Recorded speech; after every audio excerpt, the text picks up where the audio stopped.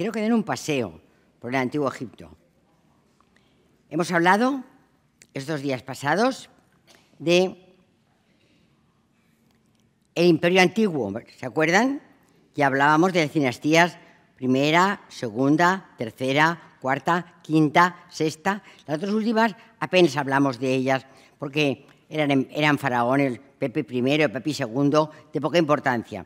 Que tendrá importancia porque son tan poco importantes que pierden el poder. Y entonces viene, es decir, que tenemos en el Imperio Antiguo la dinastía 1-2, que es latinita, cuyo principal protagonista es Narmer, el de la paleta de Narmer, aquel que unificaba Egipto, la tierra, el Bajo y el Alto Egipto. Los egipcios llaman a su tierra Kemet, que es el lugar de la Tierra Negra. Bueno, pues el primero que unifica Kemet va a ser Narmer, el de la dinastía primera y segunda. En el Imperio Antiguo se llaman las dinastías tinitas porque él es de Tinis. Luego vendrá la dinastía 3, que será muy importante porque será Zoser, el que hizo la pirámide escalonada de Saqqara. Esa es la dinastía 3. Y luego la dinastía 4 van a ser Snefru, Keops, Kefren y Micerinos, que hacen las grandes pirámides de Gizeh.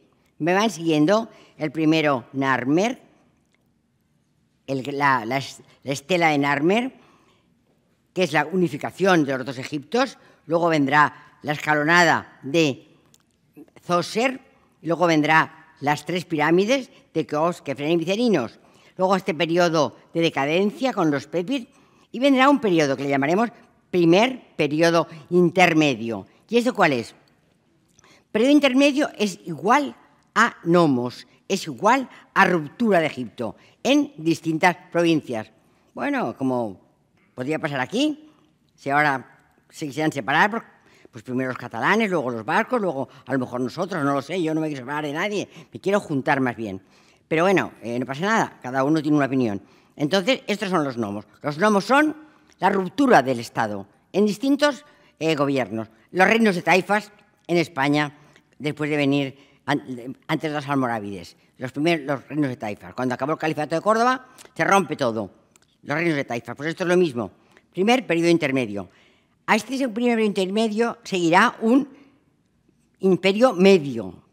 Este imperio medio necesitará una persona que lo una. Pues está roto. ¿Quién será el unificador del imperio medio? Pues será Mentuhotep. Mentuhotep es el faraón que en el imperio medio va a unificar el Kemet otra vez. Va a hacer, él va a vivir ya en el imperio, siempre en el Alto Egipto, que es el imperio sur. Bueno, pues donde está Tebas, va a haber otros faraones en el Imperio Medio, por supuesto, que se llamarán todos igual, Amenemat o Sesostris. Son agrícolas, los Amenemar, cuidadores del campo, irrigarán el Fayún, ampliarán las tierras de riego, crearán un estado pacífico y próspero.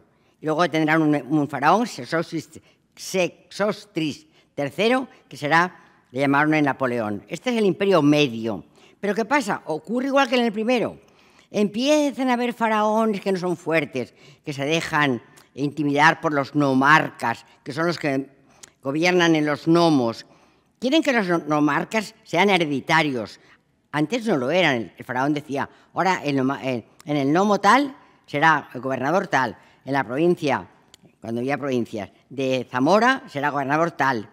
Pero no era hereditario, el hijo no era gobernador como su padre, eran nombramientos. Bueno, pues los faraones quieren que haya nombramientos, los nomarcas quieren que sea hereditario. De esta manera pierde poder el faraón. Bueno, pues esto pasa en el segundo periodo intermedio, que es el periodo que va entre el Imperio Medio y el Imperio Nuevo, que vamos a hablar hoy. ¿Lo tienen claro hasta ahora? Hemos hablado del Imperio Antiguo, del primer periodo intermedio, aquel que había tantos libros, el Imperio Medio, en el que estaban el Fayún, sobre todo, acuérdense que el Imperio Medio es muy agrícola, y además ocupa justamente la parte media, que va desde el Cairo hasta Tebas. Esta zona, que ahora cuando viajemos a Egipto, ojalá yo pueda acompañarles, eso no lo van a ver. no lo vamos a ver. Porque para ver el Imperio Medio, para ver la zona que hay entre Tebas, perdón, entre el Cairo y Tebas, hace falta 20 días, porque hay que caminar en autobús.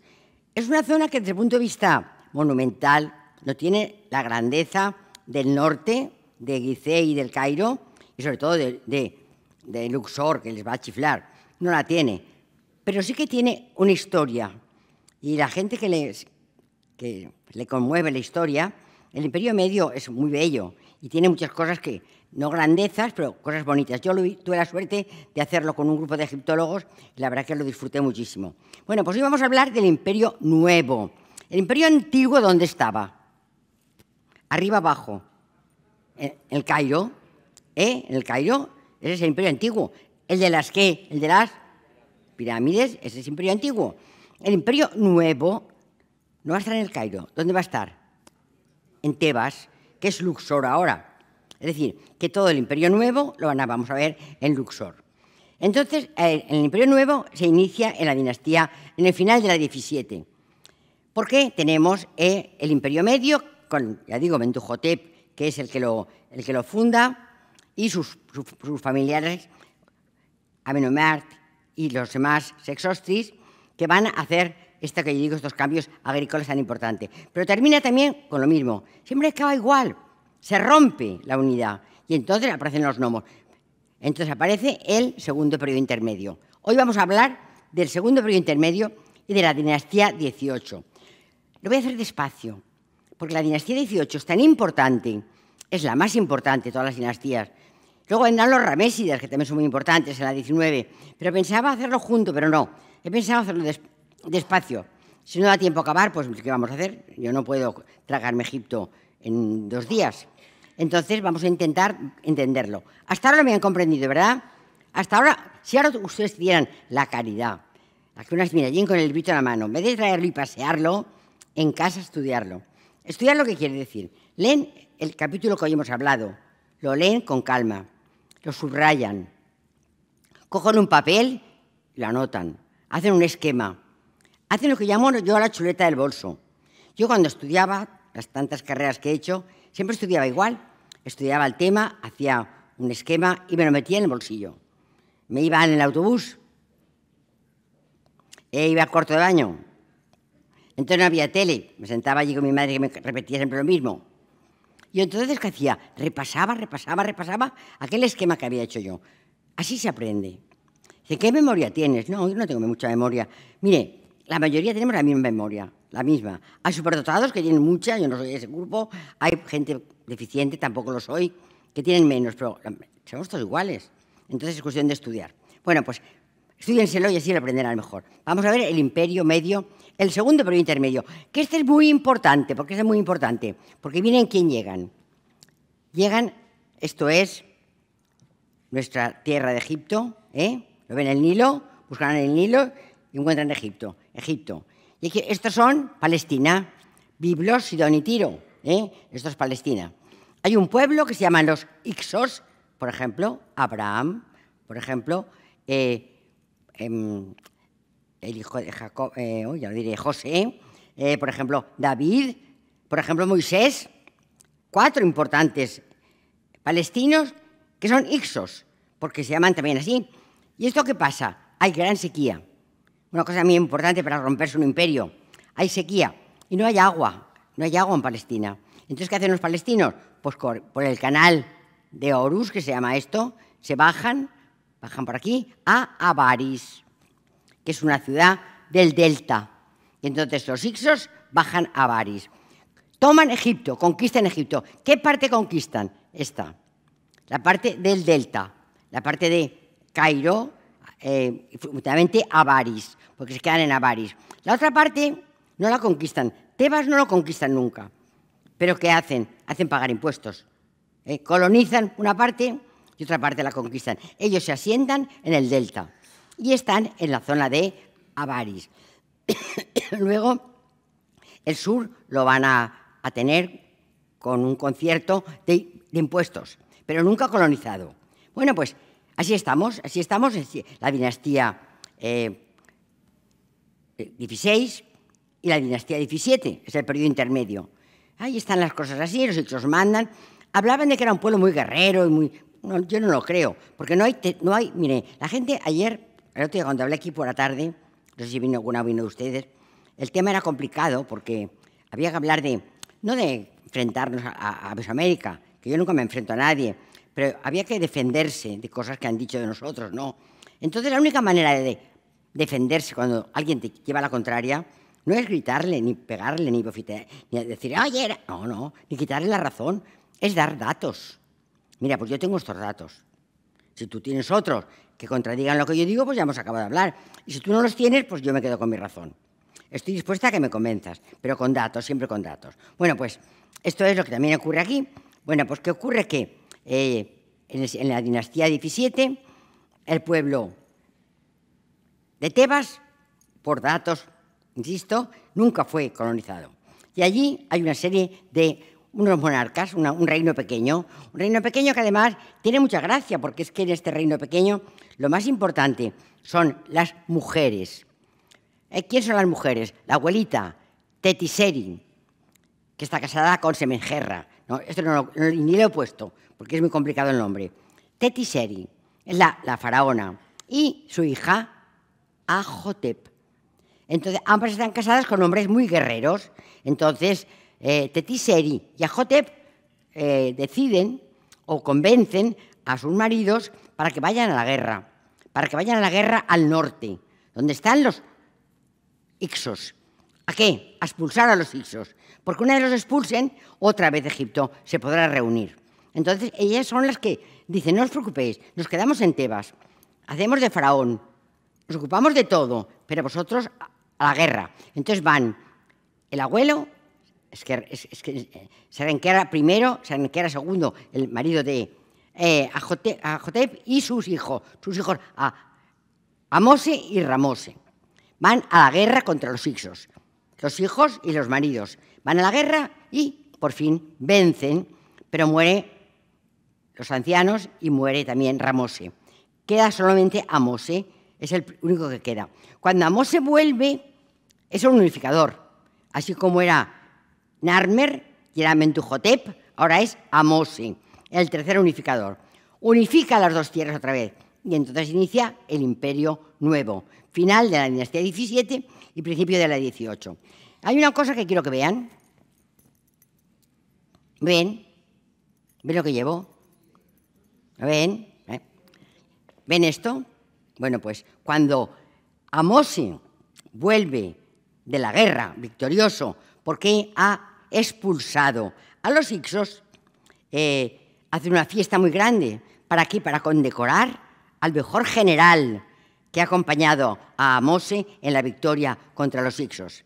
Y Amose, ¿saben lo que hace?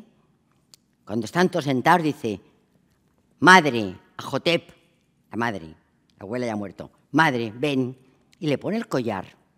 Este es el collar de la victoria, se llama el collar de las moscas, el que llevaban los generales más importantes. Yo me lo compré porque me hizo mucha ilusión parecerme a Ajotep en esto de ser generala. No, me lo regaló una amiga. Bueno, pues porque me gustó mucho, había unos en oro también, pero que lo eran tan caros que no tenía yo dinero. Y entonces la amiga me lo compró, tío, le tengo mucho cariño. Digo, me lo pondré yo para que lo vean mis compañeras y así verán Ajotep, la madre de Amose, la madre del primer faraón de la dinastía 18, la madre del primer faraón del imperio. ¿Cuál? Nuevo.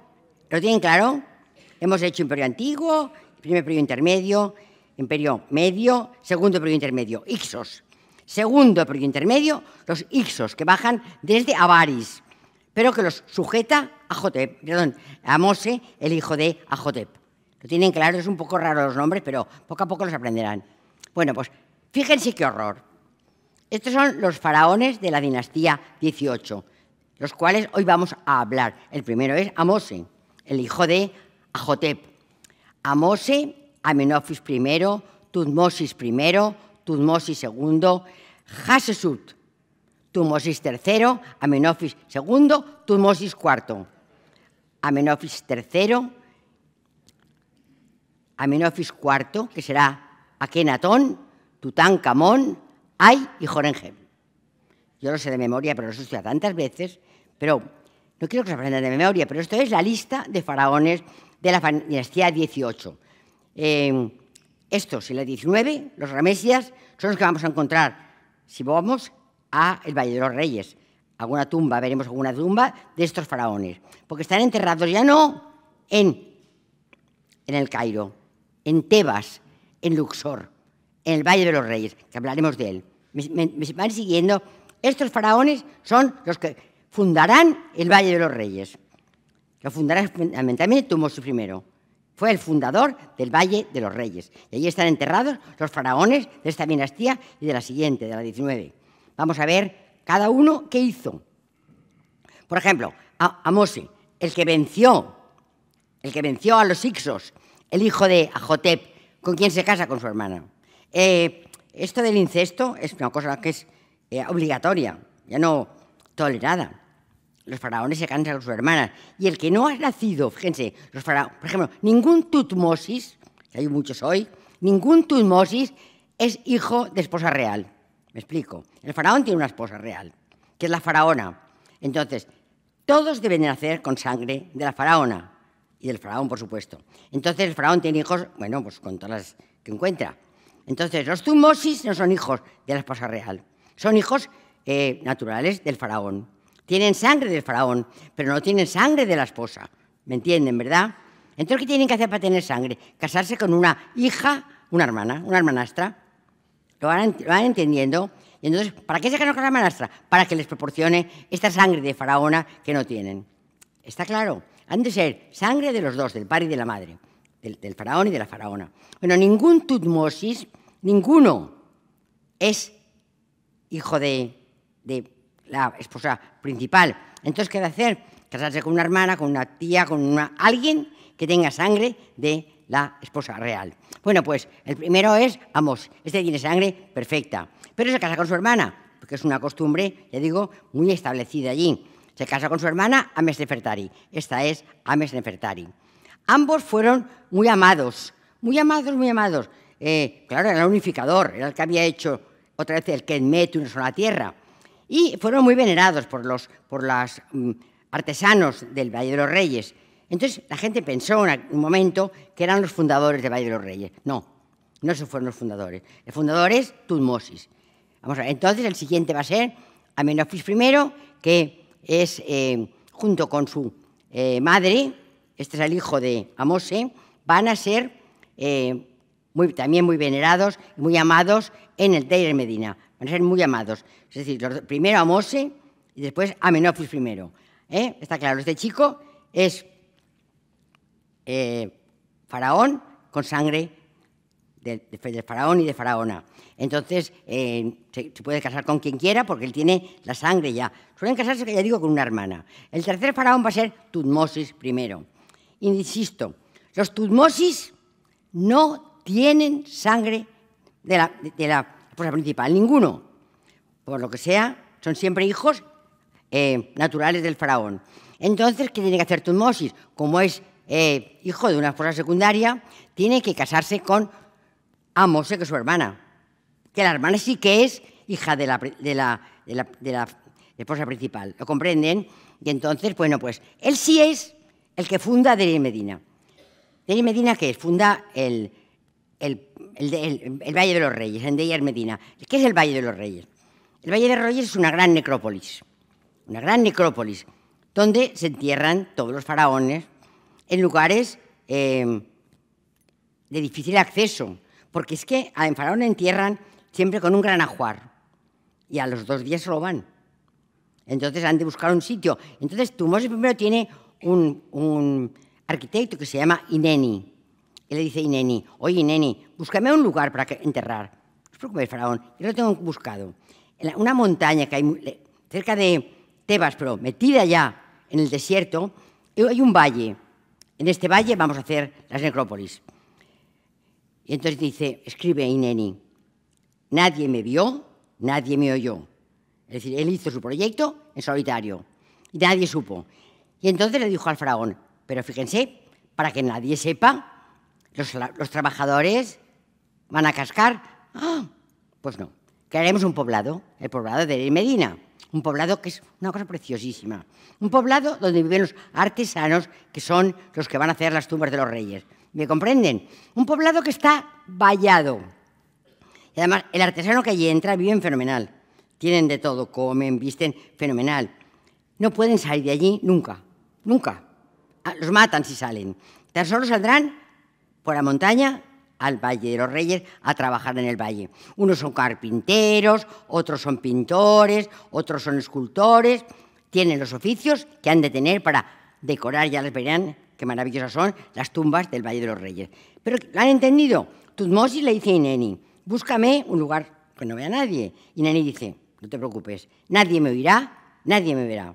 Y funda el Valle de los Reyes. Entonces, Tutmosis I es el fundador del poblado para los artesanos, el poblado de Medina y del Valle de los Reyes. Es padre de Hatshepsut. Es padre de Hatshepsut. Y junto a la princesa Amose, porque se casa con Amose para poder tener sangre real. Si no, no. Entonces Hatshepsut sí tiene sangre, porque tiene la sangre de Amose y de Tutmosis, que la tiene de su padre. ¿Me entienden, verdad? Bueno, pues es padre también de Tutmosis II. Es padre de Hatshepsut y de Tutmosis II. Entienden bien esto, porque luego va a haber un poco de lío con Hatshepsut. Es decir, la hija de Tutmosis I, la hermana de Tutmosis II. Pues muy bien, vamos a continuar. Miren qué cosa tan maravillosa. Eso es lo que es el poblado de Deir el Medina. A mí me encantaría que nos llevaran, hay que decirlo, hay que ponerlo, porque es que es fundamental. Es un sitio maravilloso, donde, mirar, es una calle con dos partes. Viven en una parte derecha y la parte izquierda. Y van cada semana, se van alternando. Van por aquí, aquí está el Valle de los Reyes. Por la montaña van. Y aquí en esta parte de arriba hay una de las cosas más bellas de Egipto, de las más bellas, que son las tumbas de los artesanos. Ellos mismos, con lo que les sobra de pintura de este faraón, esta piedra que me ha sobrado de este otro, la van guardando en su casa y se hacen sus tumbas. Y hay una tumba que se llama la de Seneyev, que la descubrió Todà, que es un catalán, Eduard Todà, y es la mejor conservada de Egipto. Yo lloré y todo cuando me metieron a verla. Me senté en el suelo y empecé a llorar como una magdalena. No podía ver aquello. Era tan bello lo que estaba viendo, que es que a mí la belleza me conmueve. Maravilloso, maravilloso, la tumba de Seneyev. Esto es Deir el Medina, el pueblo de los artesanos. Encerrados sin poder salir, les llevaban hasta el agua. ¿Para qué? Para que nadie se entere de dónde está la tumba. Porque además la robaban igual, ¿eh? Pero bueno, tardaban un poco más. A lo mejor era a medida al año, a los 4 años. Bueno, eran tumbas además las del periodo primero, como muy raras, con mucho recoveco. Luego ya los ramesidas se dan cuenta que es una tontería. Hacen tumbas más rectas, pero estas son más complicadas. Bueno, por aquí tienen el maravilloso Valle de los Reyes. Esto es Deir el Medina, el pueblo de los artesanos. El Valle de los Reyes lo explicaremos un día solo para el Valle de los Reyes. Bueno, Tutmosis II está casado, es hermano de Hatshepsut. ¿Se acuerdan? Tutmosis I tiene 2 hijos, Hatshepsut y Tutmosis II. Pero entonces Tutmosis II, para ser faraón, necesita sangre. ¿Y entonces con quién se casa? Con su hermana, con Hatshepsut. Entonces la faraona Hatshepsut será primero hermana y esposa de Tutmosis II. ¿Lo entienden? Porque no tiene que casarse con su hermana porque no tiene... Bueno, ella lo lleva mal, ¿eh? Lo lleva muy mal. Porque dice, vamos a ver, yo soy la que de verdad tengo sangre de los que eliminaron a los Hyksos. Y este chico que tiene la mitad solo, va a ser faraón y yo no, tiene la suerte de que es un chico enfermizo y muere pronto. Y entonces, cuando viene su sobrino, Tutmosis III, ella ya no hace esto. Se casa con él, pero dice, pero tú atrás, y se nombra faraona. Entonces después de Tutmosis II vendrá Hatshepsut. Y luego ya a la muerte de ella, Tutmosis III. ¿Lo comprenden o no? Es decir, Tutmosis I, 2 hijos, Tutmosis II y Hatshepsut. Faraón, Tutmosis II. Ella esposa, muere pronto, y entonces, ¿qué pasa? Hatshepsut se casa con el heredero de Tutmosis II, que es Tutmosis III, que también es hijo de una... No es de Hatshepsut, que es la faraona, es de otra mujer, de una mujer secundaria. Y entonces se tiene que casar con otra vez, ahora con su tía. Primero con la hermana, luego con la tía. pero la tía esta vez no cede. La tía esta vez dice, la faraona voy a ser yo. Vamos a verlo.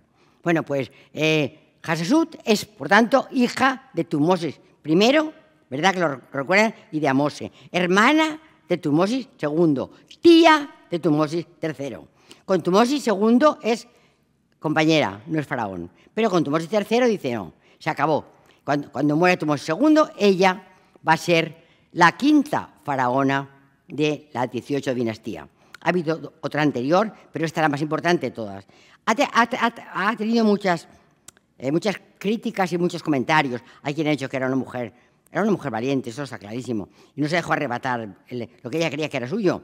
Pero fue una mujer tranquila que se preocupó de engrandecer Egipto y dejó pasar, cuando ya murió, a su sobrino, Tutmosis III, el marido, lo formó como general y se ocupó de su formación. Yo creo que es una mujer muy inteligente, lo que pasa es que las mujeres, como saques el pie de la mesa, te lo cortan. Entonces, esto es una realidad. Yo soy feminista de las de antes, de las que creo que yo tenía 18 años, me fui a estudiar medicina, me ganó la vida siempre, nunca he dependido de ningún hombre, he querido a muchos hombres, estoy rodeada de hombres, tengo un hijo, 3 hijos, un marido, 2 hermanos, a todos les quiero mucho. Pero yo creo que la libertad de la mujer consiste en eso, en ser económicamente independiente, y no tener que depender de nadie. Y entonces decir, me quedo contigo porque quiero. Bueno, pues Hatshepsut era independiente, además era la hija, no tenía por qué ceder nada a nadie. Ahora no lo cederían, ahora ya el derecho dice que no lo ceden. Bueno, pues aquí la tienen a Hatshepsut. ¿Esto qué es? Fíjense, les he puesto aquí antes que por la teogamia, ella, que es muy lista, se hace muy amiga de los sacerdotes de Amón, que mandan mucho, y les explica que realmente su padre no fue Tutmosis primero, no. Su padre fue Amón, el dios. ¿Cómo? Porque mi padre, la teogamia, que visitó a mi madre, el dios Amón visitó a su madre y entonces la engendró. Entonces ella es hija de Dios. Ya, si es hija de Dios, ya no hay Dios que le quite a ella claro, es que ya no hay nada. Ya se ha hecho la más importante. Es decir, que ella cuenta esta historia, los sacerdotes la aceptan y entonces ella será la quinta faraona de la dinastía 18. Hizo este templo maravilloso, el templo de Deir Bahari, lo vamos a ver. Un templo aterrazado que se copia un poco del que había al lado aquí al lado había uno de Tutmosis, de Mentuhotep, aquel que unificó en el Imperio Medio. Allí está el templo, y eso, si vamos yo se lo voy a recordar. Ese es el faraón del Imperio Medio que unifica. Bueno, pues aquí tenemos el templo maravilloso de la reina Hatshepsut. Hablaremos un día del templo, veremos los detalles de la escultura, veremos a Hatshepsut vestida a la forma osiriaca, con la cara verde, la forma osiriaca. Veremos pinturas en las paredes maravillosas de su viaje a Punt. Ella no fue a Punt. Punt es ahora lo que será ahora Etiopía. Mandó barcos a Etiopía a coger simientes, árboles, piedras preciosas, a traer riquezas a Egipto. Realmente fue una faraona importante, fue muy amiga de los sacerdotes de Amón, no tuvo problemas con ellos y tuvo una hija que llama Nefertura. Su hija era hija de ¿quién? Del arquitecto, pero no de Ineni, del anterior, no, de uno nuevo, de Senenmut, hija de él. Esto no es una certeza, esto es una conclusión que se saca, porque siempre está Senenmut con la niña, en todos los sitios va con la niña. Él la educa, él la quiere, hay muchísimas estatuas, ya veréis que hay muchas, que está sentado con la niña en brazos. Además hay un grabado en una de las piedras que aparece una faraona en actitud amorosa con un hombre, que es su arquitecto. Es decir, que parece ser que la niña era hija del arquitecto, de Senenmut. Entonces, él decide que ella sea la heredera. Pero Hatshepsut muere pronto. La niña muere, perdón, y muere también el arquitecto. Y le entra muchísima pena. Entonces, se aparta un poco y deja que su sobrino, Tutmosis III, vaya cogiendo aire. ¿Me van siguiendo?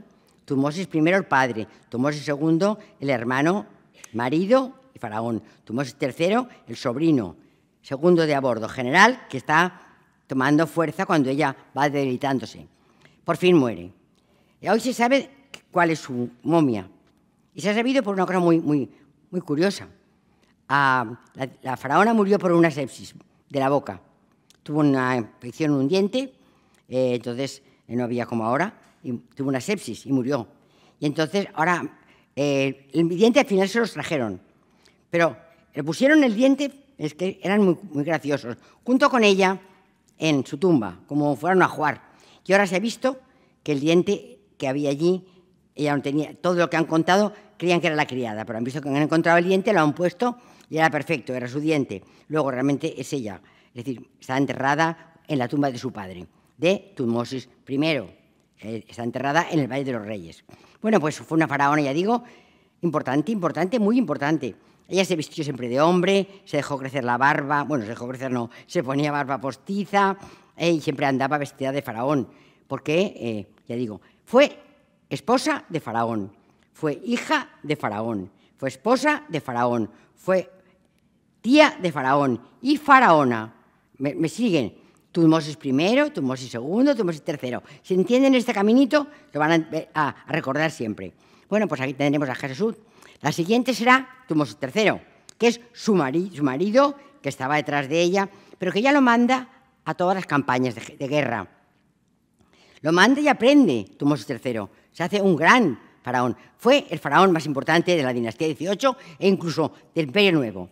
Bueno, pues le llamaban, así como llamaban Sexostis III en Napoleón del Imperio Medio, aquí le llaman el Napoleón del Imperio. ¿Por qué llaman el Napoleón? Estos son los egiptólogos nuevos. Porque todo lo que estoy contándoles, se lo debemos mucho a Napoleón. Porque Napoleón es una fuente grandísima de conocimiento de Egipto. Cuando llegó en la guerra para conquistar Egipto, dijo, mucho cuidado, 3000 años nos contemplan, copien todo. Y escribieron 10 libros que se llama La descripción del Egipto, donde está escrito todo lo que hay allí. Muchas cosas que les cuento, él las había escrito y por esto la figura de Napoleón es como muy importante. Cuando un faraón lo hace fenomenal, es muy conquistador, es muy guerrero, es muy listo, a este faraón le van a llamar el Napoleón del Imperio Medio o del Imperio Nuevo, dependiendo en qué imperio esté. Bueno, pues con él Egipto llegó a su máxima extensión. En la época de Tutmosis III, todo el norte, hasta Marruecos, era Egipto. Todo el desierto del Sinaí era Egipto. Y llegaban hasta la tercera catarata del Nilo. Hacia el sur, parte de lo que es hoy África, Nubia, toda Nubia era de Egipto. Es decir, Nubia, toda la parte de Libia y toda la parte del desierto era tierras egipcias. Es decir, extendió Egipto al máximo de su extensión. Nunca más llegó a ser así. Además, sometió a un pueblo que estaba en Palestina, que le llamaban el pueblo de Maitani. Tengan en la cabeza Maitani, porque esto va a ser muy importante. Las chicas de Maitani son muy importantes, ahora verán por qué. Bueno, pues aquí tenemos a Tutmosis III. Cuando el faraón vence, siempre aparece esta imagen. Lo ven como un saco en el cual ¿qué hay? Prisioneros. Y él tiene una especie de saco, los lleva en la mano así, como diciendo, los he vencido, son prisioneros míos. La prisión se manifiesta en la iconografía egipcia como el faraón que tiene un saco en la mano llena de prisioneros. ¿Los ven? Sí que los ven, ¿verdad? Y aquí tenemos, este es Tutmosis III, el marido, el sobrino, ¿de quién? De Hatshepsut. Lo comprenden, ¿verdad? Y que lo tienen en sus victorias, que hemos dicho que era muy valeroso. ¿Esto qué es? El cartucho. Les voy a explicar lo que significa el cartucho. El cartucho es el nombre. Yo tengo, mira, otro día traeré yo el mío. Yo tengo un cartucho puesto L, Luisa, en jeroglífico. Ese es el nombre de Tutmosis III en jeroglífico. Entonces, es muy importante encontrar un cartucho, porque si encuentras un cartucho en un lugar, sabes que lo que hay en ese lugar tiene relación con este faraón. Entonces, esto lo encontró una egiptóloga que yo conozco, Miriam Seco, lo encontró en una de las tumbas que estaba explorando, que era la tumba de uno de los administradores de Tutmosis III. Y este es Amenofis II. Amenofis II fue muy guerrero y era un hombre que medía, bueno, los egipcios no son muy altos, este medía casi 2 metros, era un hombre de una corpulencia. Decían que en las batallas, cuando venían llegar, casi salían llegando. A este Amenofis II. Esto es una esfinge con la cara de Amenofis II. Bueno, Y el siguiente, Tutmosis IV. Este ya va a empezar a ser muy importante. ¿Por qué? Porque fíjense, ¿con quién se casa? Se casa con una princesa Maitani. ¿Se acuerdan de Maitanis? Los palestinos de Maitanis, ¿cómo son? ¿Cómo son los palestinos? ¿Politeístas o monoteístas? Monoteístas. Palestina siempre ha sido monoteísta. La tierra de Abraham, la tierra de monoteístas, cristianos. Yahvé, las tierras de Yahvé, monoteístas. Entonces son princesas, Mutemunia, monoteísta, porque ella viene de allí, la han educado su mamá en su religión. Se casa con el faraón, y entonces, bueno, tienen un hijo que se llama Amenofis III, es un faraón muy importante. Con ellas, con este, empezará la crisis de Amarna. ¿Qué es la crisis de Amarna? La crisis de Amarna es, fíjense, una cosa solo, la conversión de un Egipto politeísta en un Egipto monoteísta, donde Atón, el sol, era el dios, el único dios que existía. Fíjense que esto dura 18 años y es el episodio sobre el que más ha escrito en casi toda la historiografía del mundo. Se ha escrito muchísimo. 3.000 años duró el imperio egipcio. 18, la crisis de Amarna. Pues la crisis de Amarna fue importantísima. Y ahora van a entender por qué. Bueno, pues con él se inicia el periodo de Amarna. Fíjense, para que vean bien Egipto, lo tenemos aquí, ¿verdad? Aquí Menfis, aquí abajo Tebas, Luxor. Esto es el canal, se llama de Horus, y esto es la tierra de Palestina, donde está Biblos, Sirión, Tiro, este es el río Jordán. ¿Verdad? ¿Me siguen? Un poco al norte tienen Maitani. Maitani está al lado de Alepo, Siria. ¿Está claro? Esta gente, Maitanis, son de esta zona. Esto está entonces unido. Le he puesto en 2 colores, pero está unido.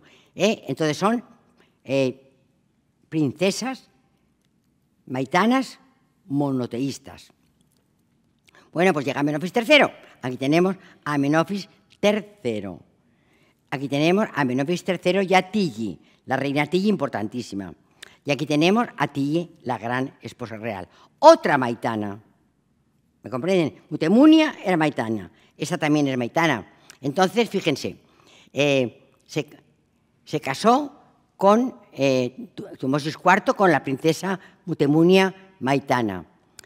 Entonces, él, que es hijo de ellos, de los dos, que es hijo de una madre palestina, se casa a los 14 años con la prima Tigi, la reina Tigi, que es además hija de Tuya y Yuya, que son también palestinos. Es decir, que a partir de Tutmosis IV, todas las mujeres que llegan a Egipto son palestinas. Las mujeres que llegan con los faraones. ¿Qué ocurre? La religión egipcia se contamina con mujeres. Vamos a ver, cuando un niño habla, va a hacer un examen, le preguntan, ¿cuál es tu idioma materno? Paterno no le preguntan. Materno. ¿Cuál es tu religión materna? Los niños aprenden la religión de la madre, aprenden o no. Bueno, pues están llegando princesas monoteístas y entonces, además llega esta Tigi, que es hija de Tuya y Yuya, no olvídenlo, que luego será pariente también de Ai, que será un... Bueno, pues llega esta Tigi y se encuentra con un faraón que es Amenhotep III, que le gusta todas las fiestas. Está todo el día de fiesta. Además, se lo pasa súper bien. Y ella lo deja estar. Como decíamos antes, lo deja estar completamente. Que te vas con una, pues te vas con una. Que vas con dos, que vas con dos. A mí me da igual. Entonces ella se convirtió en faraona. Realmente la que mandó fue Tigi. Tigi fue la que, pues imagínense, Tigi manda, su marido para ir de juerga. Fíjese, será juerguista, Amenofis III, que cuando los faraones estaban 30 años en el poder, les decían, hay que rehabilitar la imagen. O eres fuerte o te vas. Entonces, lo que se hacía el Hefsed, que era una especie de carrera, una especie de lucha, y el faraón tenía que vencer. Si vencía y quedaba bien, seguía siendo faraón. Después de los 30 años, cada 3 años, le hacían esta prueba. Y cuando hacían el primer Hefsed, se casaban con una de las hijas. Amenofis III se casó con 3 hijas, porque hizo 30 años, 33, 36 y 39 años de faraón. porque no se ocupaba de nada. Era cazador, mujeriego, festero, simpático, estupendo. Y Tilly dijo, me da igual lo que hagas, me da igual. Aquí la que manda soy yo y tú vete por ahí con quien quieras. ¿Lo entienden? Es decir, una mujer monoteísta, Tilly, esposa de un faraón politeísta que no se ocupa de nada, ¿y qué hace con su hijo? Pues esta es la madre de... luego lo vemos. ¿Qué queda de esta pareja? Bueno, pues queda, por ejemplo, de esta pareja queda maravilloso. Eso está cuando entras en el Museo del Cairo. También queda Amenofis, la gran esposa real, y queda un templo, no, 2 colosos, que se llaman los colosos de Memnón. ¿Y por qué le llaman colosos de Memnón? Son los colosos del templo de Amenofis III, el marido de Tilly, aquel tan festero. Hizo el templo más grande que se podía ver. Se ha destruido todo. No quedan más que 2 figuras. ¿Han estado alguno en Egipto? ¿Sí? Han estado. Han visto los colosos, ¿verdad? Los colosos son, nada, la puerta a la entrada del templo de Amenofis III. No quedan más que los colosos, que son 2 imágenes de él, que están así. Ahí está el Nilo, mirando al este, mirando al Nilo, porque el Nilo es todo para ellos. Tienen 2 chicas, una a cada lado. Una chica es Mutemunia, la primera princesa maitana, la segunda, tuya. Es decir, que a los lados, 2 princesas maitanas. ¿Por qué? Porque la influencia es muy grande para los faraones. Vamos a verlo. ¿Por qué se llama Memnón? Memnón se llama por lo siguiente. Como los turistas oían Amenofis, en egipcio es Amenemar. Oían esto y les sonaba a Memnón. Los ingleses, los griegos decían, ¿quién es Memnón? Ah, sí, Memnón. Memnón es el hijo de Aurora, que es un héroe del mundo griego. Y entonces les llamaban Memnón. Además, había una historia que decían, el Memnón, como está aquí y no está en Grecia, llora cada noche. Porque cada noche se oía el lamento de Memnón. ¿Qué era lo que se oía? El frío había roto las figuras de Amenofis III, había creado grietas y por las grietas entraba el viento por la noche, entraba el viento desde el Nilo. Y entonces hacía como... Cuando se cerraron las grietas, dejó de llorar Memnón. No ha llorado nunca. ¿Comprenden por qué se llama Memnón? Porque se acuerdan de un héroe griego, porque le recuerda el nombre. Bueno, pues aquí lo tienen, los 2 colosos de Memnón. ¿Han visto aquí una chica? ¿La ven? ¿O no? ¿Ven aquí otra chica? Se ve un poquito peor, pero también está. 2 chicas, que son Mutemunia, su madre, y Tilly, su esposa. ¿Está claro? La esposa de Amenofis III y la madre, que son las 2 maitanas, palestinas, monoteístas. Aquí aparece otra imagen, ¿la ven? Aquí la he amplificado yo. Esto es Happy. Happy birthday to you, Happy. Feliz. El Nilo lo llaman Happy. Aquí tienen a Happy, el Nilo. ¿Ven aquí? Happy, Mutemunia, Tilly. Al otro lado lo mismo. Happy, a aquella parte, Mutemunia, Tilly. Que está con lo que más ama, que es su madre, su esposa y el Nilo. La madre y la esposa son monoteístas. ¿Comprenden? La crisis de Amarna ya ha empezado cuando llega. Ellos, aquí tienen, miren el templo. ¿A quién ha ido? Tú has ido. Lo que vemos, lo que queda es esto. El templo era esto. El más grande, mucho más grande que Karnak. Se ha destruido todo. Las piedras se han reutilizado. Pero quedan los 2 colosos. Pero queda el muro. Ahora a mí me gusta mucho estas rehabilitaciones. Están rehabilitando el muro. De forma que cuando rehabiliten el muro podremos hacer un recorrido por lo que era el templo antiguo, porque ya tendremos los límites y se irán colocando cosas que irán encontrándonos. Encuentran, mojamos los cimientos. Sobre los cimientos se crea una representación de lo que había sido el templo de Amenofis III. Bueno, ya estamos, la crisis de Amarna. ¿Qué era la crisis de Amarna? El monoteísmo. Fíjense, Lo que más manda en Tebas son los sacerdotes de Amón. Y en vez de ser Amón va a ser Atón, va a ser el sol. Amón no es un dios que le guste, es un dios silencioso, oculto. A Amenofis IV, que será Akenatón, es lo mismo. Amenofis IV igual a Akenatón, no le gusta para nada este dios. Y entonces, ¿qué? Dice que no, que el dios es el sol. Atón, que nos ilumina, nos da vida, nos da Atón.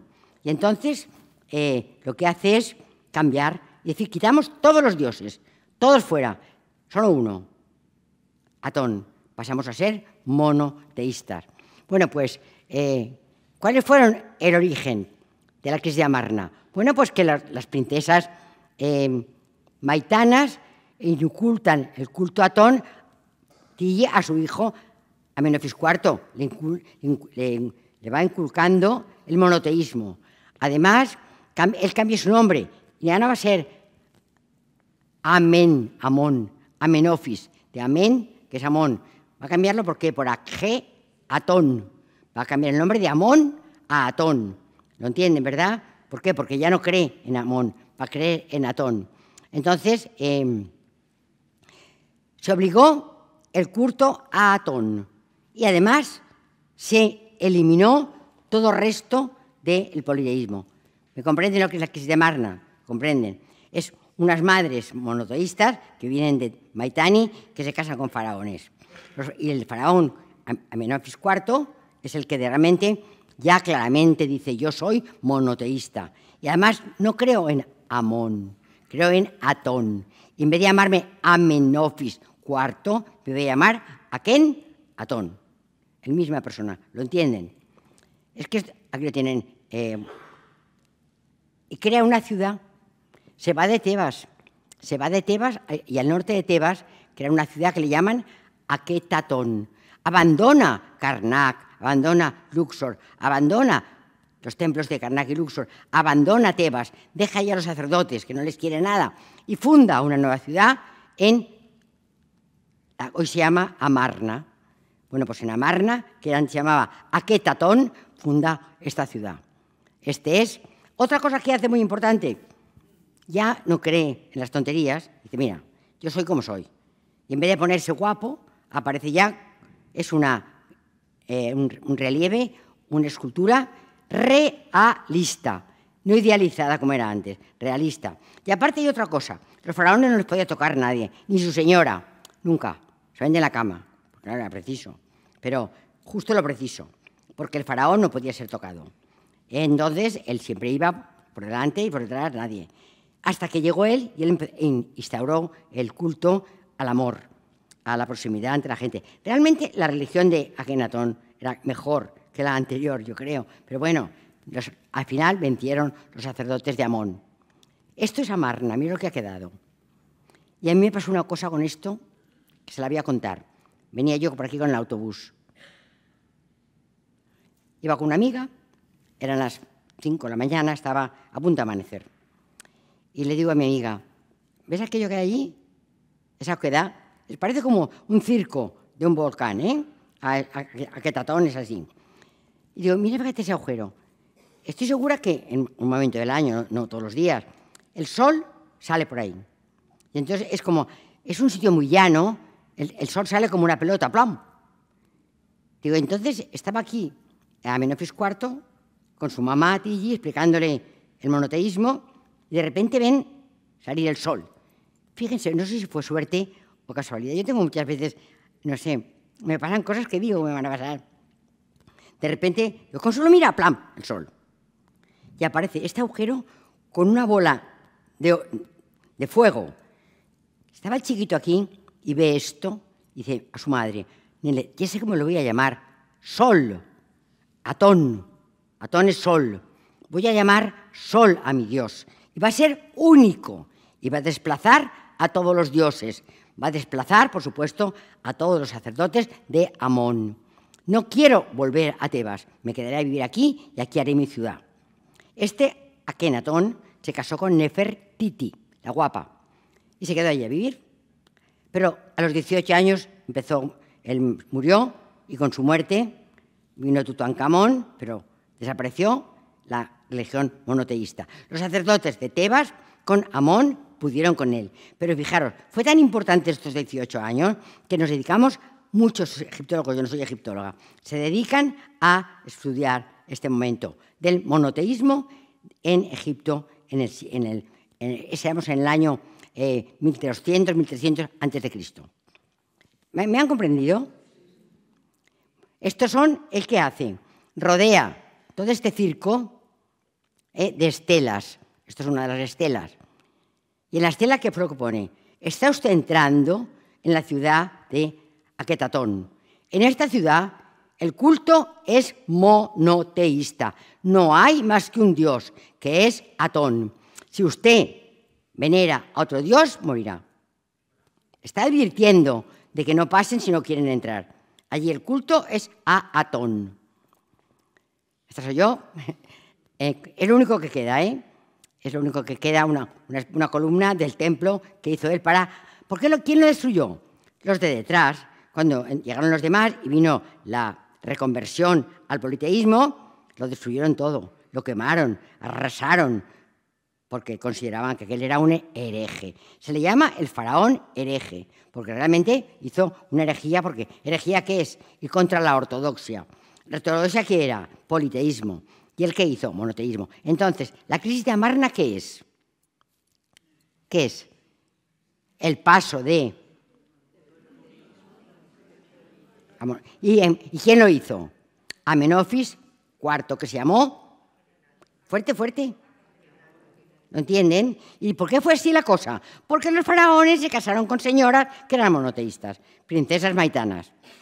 Esto es simplificar las cosas, pero yo me gusta siempre simplificar para que quede el motivo de la cosa. ¿Me comprenden? Una mamá alemana, el niño habla alemán, fijo.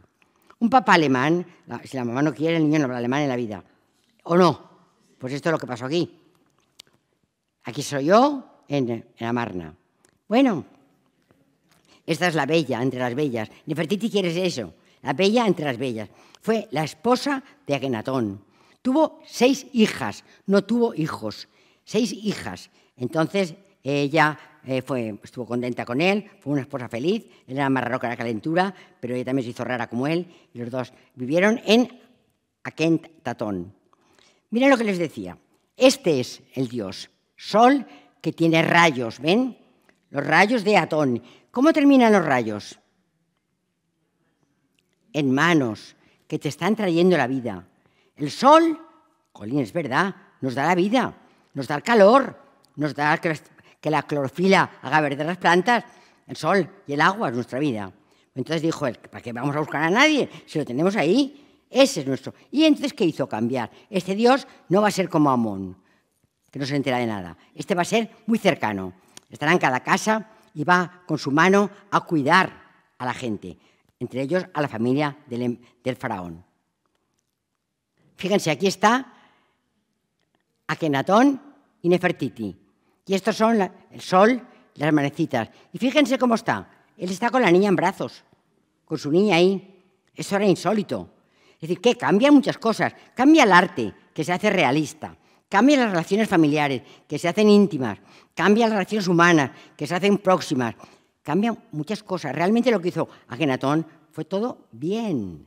Lo que pasa es que no les convenía a los curas de Amón. No convenía y lo quitaron de encima. ¿Lo comprenden? A veces el pueblo no se da cuenta de que lo está manipulando y que realmente con Atón estará mejor que con Amón. Pero bueno, estas son las cosas. Somos ciegos y a veces nos damos cuenta a quién elegimos. A veces ni al político, ni al marido, ni a nadie. Hay que fijarse cuando uno elige marido, cuando uno vota, hay que fijarse, porque las consecuencias pueden ser muy, muy graves. Fíjense qué consecuencias tan graves tuvo esto para el pueblo egipcio, que empezó a ser un pueblo libre y dejó de serlo porque mataron a...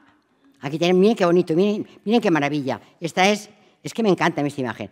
Esta es la bella Nefertiti y este es su esposo que la está besando. Esto era insólito. No se podía ver, no había demostraciones de afecto entre el faraón y su familia.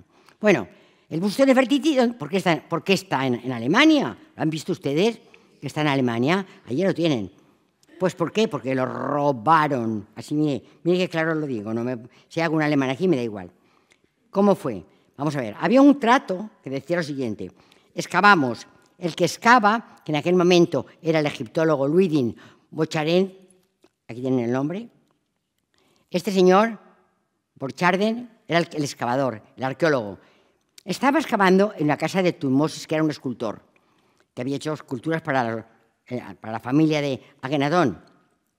Y entonces había un acuerdo. Se decía, todo lo que se saque, un trocito de cerámica, un trocito de escultura, un trocito de relieve, todo roto, porque lo habían roto todo, no querían saber nada de este faraón. La mitad será para Egipto. Y la otra mitad será para el que hace el trabajo y se gasta el dinero en la excavación. Para que pagándoles, les pagaban en hallazgos. Pero si aparece algo maravilloso, algo fuera de serie, eso será para Egipto. De Egipto, nada. Importantísimo, pues imagínense lo que es para los egipcios en aquel momento y ahora el busto de Nefertiti. Aparte de guapa y maravillosamente bien conservada, era para ellos pues, la demostración de la crisis de Amarna, la faraona de la crisis de Amarna. ¿Y qué pasó? Pues el explorador alemán cogió el busto, que él se dio cuenta que era maravilloso, lo encerró entre el resto que se llevó, un saco de trozos, otro saco de trozos, 3 sacos para ti, 3 sacos para mí. En mi saco estaba Nefertiti. Y llegó y fíjense si son listos. Allí llega y entonces Jan Simon dice, un momento, lo compro. Como el tesoro de Viena, lo compro. Es mío. Tiene un propietario. No es ya propiedad de Egipto. Ya lo ha pagado un señor. Yo lo regalo ahora yo al museo. ¿Entienden? Entonces es complicado llevárselo por esto, porque en realidad hay un título de propiedad que ha comprado el busto de Nefertiti. Bellísima, ¿eh? Detrás, el sol, Atón, su esposo. Bellísima.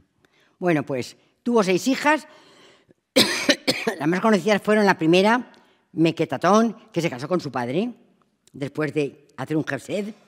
La segunda no se casó porque se murió, Meritatón. Y la tercera se casó con Tutankamón. ¿Tutankamón quién es? No es hijo de ellos. Perdonen que beba un poquito de agua.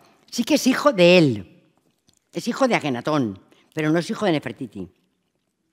¿Por qué sabemos esto con tanta certeza ahora? Pues porque hemos hecho el DNA. Han hecho el DNA y han visto que Tutankamón es hijo de Akenatón. Era hijo, pero no era hijo de Nefertiti. Nefertiti tuvo solo chicas. Entonces, ¿quién es la madre de Tutankamón? Parece ser que la abuela. Ketiji. Parece ser que la abuela. Por varias cosas. Porque el DNA del chico, de su padre, de Akenatón, tiene muy parecido al del de él. Entonces, demasiado parecido, porque, claro, la madre de uno es la madre del otro. Es decir, que tienen los dos la misma madre. Y luego, además, Tutankamón llevaba una especie de esto que guardan para poner pelos y poner fotos. Y allí se encontró un rizo de la cabellera de Tiji. Lo que sí que es claro es que amaba muchísimo a la abuela. Y la abuela a él lo cuidó siempre mucho y lo trató muy bien. No sabemos. Tutankamón es hijo de Akenatón, seguro. No es hijo de Nefertiti, seguro. A lo mejor es hijo de su abuela, posible. A ver, Tutankamón, aquí le tenemos. Es hoy muy conocido. ¿Por qué? Porque lo han encontrado en 1923. Apareció la tumba intacta de Tutankamón. Tutankamón, Tiji era la abuela. La abuela seguro. Quizá la madre. Era hijo de Akenatón. De Nefertiti no. Solamente tuvo hijas. Se ha hecho con el DNA, la paternidad de Akenatón es muy cierta. Igual de cierta que no es hijo de Nefertiti. ¿Verdad? ¿Me siguen? Entonces, ¿cuáles fueron? Akenatón muere. Tenía 18 años cuando subió al trono, se casó con su hermana y pronto murió. Murió con 18 años. ¿Cuál es la causa de la muerte? También lo sabemos ahora. Tuvo una enfermedad de Kohler, que es una necrosis vascular. Esto yo lo sé porque soy médico, pero no. Se necrosan los vasos, las arterias, y se produce una necrosis. Entonces estaba cojito. Porque estaba cojito y esto seguro. Sabemos por lo que tenía una colección de sandalias impresionante, porque lo dolían los pies, pobrecito, de bastones. Y se ven imágenes de él con bastón. Entonces murió de una malaria que agravó su necrosis vascular. Entonces murió de esto y hay pruebas clarísimas. También tenía en su tumba cantidad de medicamentos contra la malaria, quinina, contra la malaria y sobre todo contra la necrosis vascular. Bueno, pues se ve que era un chico que sufrió mucho, que tuvo muchísimos dolores porque las dos enfermedades son muy dolorosas. Aquí lo tenemos. Mirad, ¿veis cómo lleva bastoncito? ¿Le ven? El bastón que tiene. ¿Y está con quién? Con su esposa, Akhenatón. Akhenatón es la hija de Nefertiti y es realmente hermana de él, hermana de padre. Akhenatón es el papá de los dos. Hermana de padre. De madre no, porque él es hijo de la abuela, no de la madre, no de Nefertiti. Aquí les vemos en una actitud cariñosísima. Bueno, pues realmente él siguió como su padre. La corte herética seguía siendo, se llamaba Tutankamón al principio. Atón, Tutankamón. Se llamaba así porque era también partidario de Atón, pero luego vio que la cosa se ponía muy fea. Y entonces que era el abuelo el padre de Nefertiti, le dijo: mira, hijo, vete cambiando de Dios porque el dios Atón están perdiendo fama. Pasémonos a Amón. Se pasaron a Amón, se cambió el nombre y se llamó Tutankamón. Pero antes era Tutankamón. ¿Me siguen? Con él termina la crisis de Amarna, que había empezado con Tutmosis IV. Termina con él. Entonces él vuelve a Tebas, acaba y hace lo que se llama la restauración de la creencia en Amón. Bueno, fue muy constructor porque ¿qué hizo? Todo lo que su padre había destruido del dios Amón, él lo reconstruye. Es decir, que reconstruyó los templos de Amón. Aquí tenemos, ¿ves? Y luego aparecen muchas figuras. Aquí le tenemos en el templo de Luxor con su esposa. Tutankamón, ya sé que en Camón, en el templo de Luxor. Reconstruyó muchas de los templos que había roto su padre. Hizo lo que se llamó el edicto de restauración. Un edicto que decía: se ha terminado la fiesta. Somos politeístas. Atón fuera. El dios más importante, Amón. Los que mandan son los sacerdotes de Amón. ¿Lo entienden? Esto es muy importante en la dinastía 18. La crisis de Amarna, el paso de politeísmo a monoteísmo. Esta es la estela donde está escrito en jeroglífico el edicto de restauración. Luego, lo que pasó, Horemheb, que ahora vendrá detrás, ya estamos acabando, Horemheb tachó el nombre de Tutankamón y se apropió él la restauración. Lo hacían mucho. Eso se llamaba la damnatio memoriae, que es borrar de la memoria. Y entonces se borró de la memoria a Akhenatón, a Tutankamón y a la reina faraona Hatshepsut. Los tres se borraron de la memoria. Se quitaron de todos los sitios. De hecho, no los encontraban. Al final los encontraron.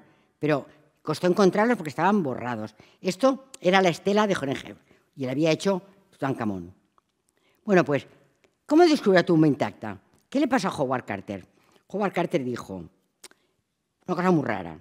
No hay nada que vendan. Había un negocio de antigüedades bestial, ¿no? Ahora no, entonces lo había. No han vendido nada de la tumba de Tutankamón. Y está en la lista.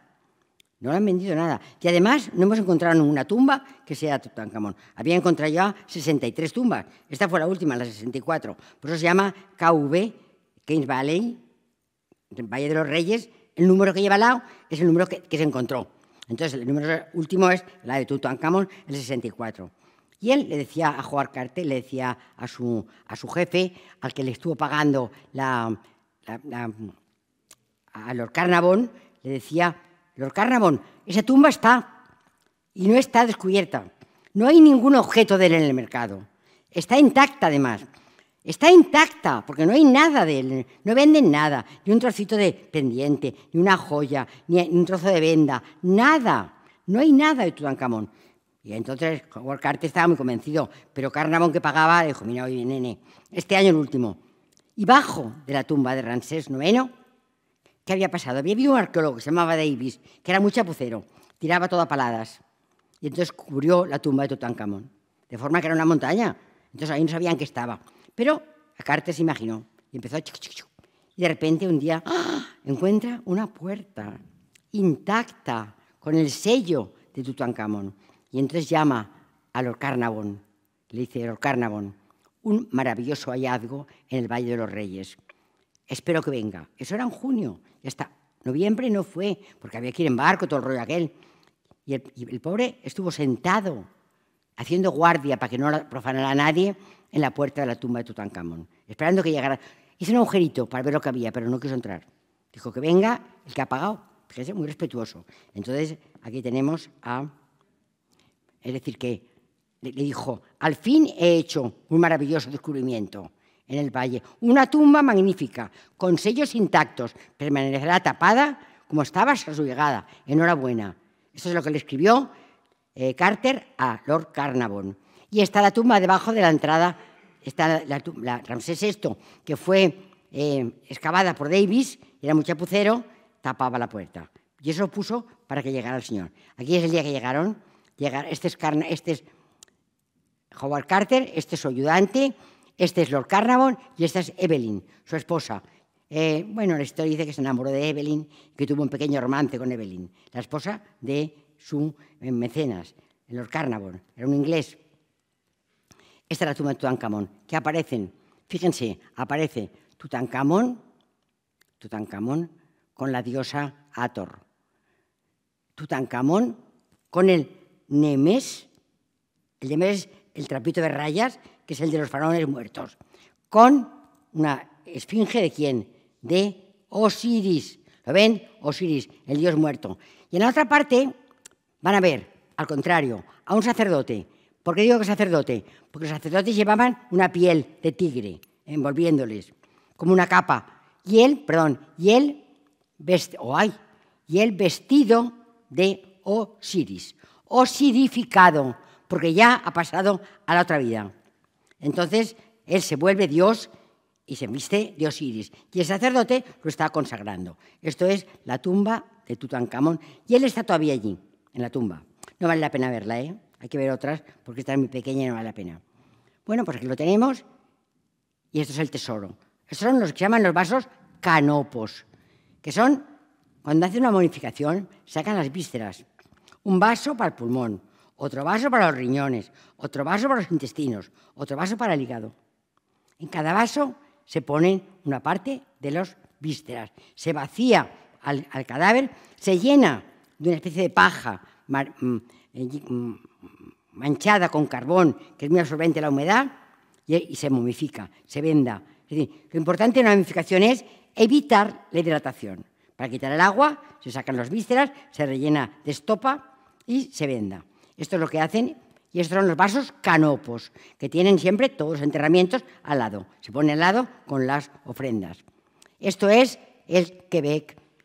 Nekhbek es la diosa del Alto Egipto, y en la cabeza aparece la serpiente del Bajo Egipto, que la llevará el faraón en la cabeza o en el pecho. Aquí es el pectoral. Esta es la diosa Nekhbet. Les decía que tenía un montón de zapatillas. No, mira las de, son de ahora, son la moda de ahora. No podía caminar el pobre, andaba fatal. Zapatillas de Tutankamón. Tutankamón con el flagelo y el cayado, signos de poder faraónico. La barba tiesa todavía. Miren qué maravilla. Ese es el trono. Aparece Tutankamón, Asenjesatón, su esposa, que miren cómo lo toca, con qué ternura lo toca. Fíjense qué belleza. Esto está en el museo. Es una belleza extraordinaria. Y esto es una de las cajas que envolvía la tumba, el sarcófago. Había hasta 4 cajas. ¿Quién le sucede? se muere, no tiene hijos. ¿Quién le sucede? El padre de Nefertiti. Ay, el abuelo. Un abuelucho que se casa ¿con quién? Con la pobre mujer de Tutankamón. Se casa la chiquita con su abuelo, porque se tiene que casar con alguien que venga de la familia real, si no, no hay sangre. Ahí no tiene, ahí es maitano, no tiene nada de sangre real, es pariente tuya, de Tilly, de todas aquellas, es pariente, pero no tiene sangre real, se tiene que casar con su nieta, vaya lío. Se casa con la nieta y ejerce como 3 años de faraón, porque Horemheb, que es el jefe, este era como dijéramos el primer ministro de Akenatón y luego Tutankamón. Y el jefe del ejército era Horemheb. Cuando Horemheb vuelve, este ya está moribundo. ¿Qué es lo que tiene en su tumba? Estos animalitos que se llaman babuinos. Estos son sagrados porque son sagrados. Fíjense, como el escarabajo, pelotero, cuando sale el sol, salen los babuinos. Están contentos y bailan y cantan. Cuando el sol sale. Cuando el sol sale, cuando Atón sale. Luego, la decoración de la tumba de Tutankamón y de Ay, aunque han hecho la restauración, sigue siendo atoniana. ¿Lo entienden?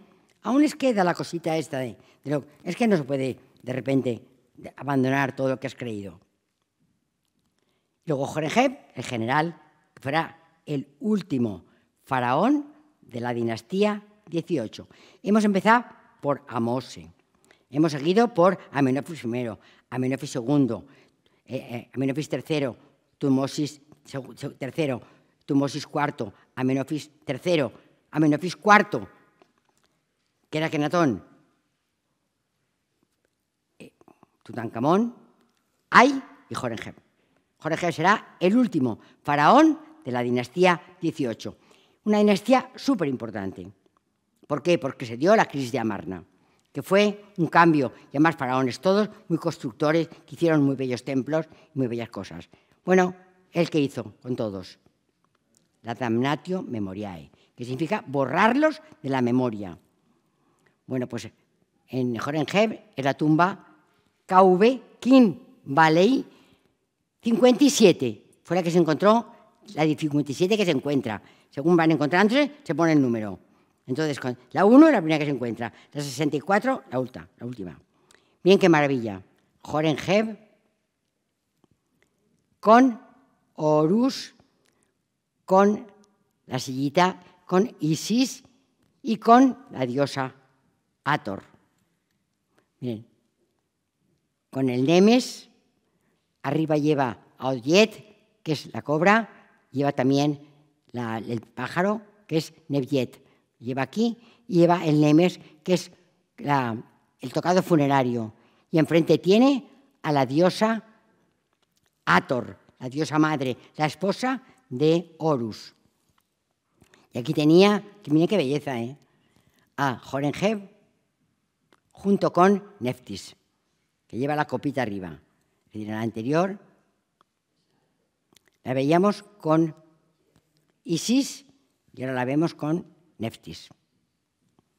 Muchas gracias. Hoy era un poco espeso, pero había que explicarlo. ¿Lo han entendido? Si ahora lo leen en el librito, es lo que encontramos. Muchas gracias.